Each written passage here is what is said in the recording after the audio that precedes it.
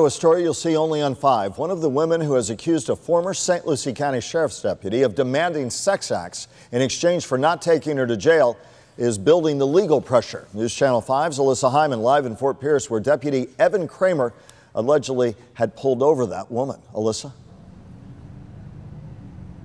Michael, not only does the woman's lawsuit name Evan Kramer, but it also names the sheriff Ken Mascara, alleging that he was negligent and is responsible for knowing and hiring a person they knew had a history of misuse of power.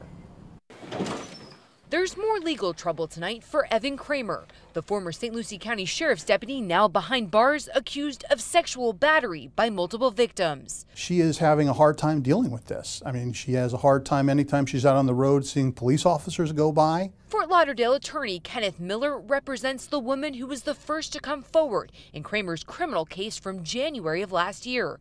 She's now suing Kramer in federal court for his actions. We are saying that he used his position as a sheriff's deputy to basically threaten this woman that if she didn't have sex with him, that he was going to take her to jail. But what's even more significant about this lawsuit, they're also suing Kramer's big boss, Sheriff Ken Mascara, claiming his office knew Kramer had a history of unacceptable behavior and hired him anyways. Before Mr. Kramer was hired by the sheriff, he had been a police officer in Sanford, Florida.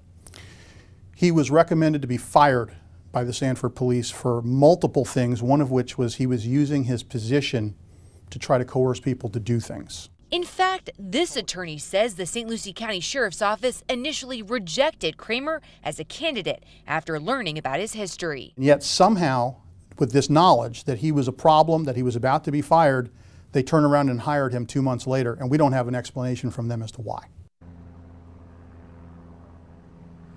Well, we might know that answer. News Channel 5 has uncovered information that may suggest that Kramer had a personal in at the sheriff's office. That part of the story all new at 6 o'clock. For now, reporting live in Fort Pierce, Alyssa Hyman, WPTV News Channel 5.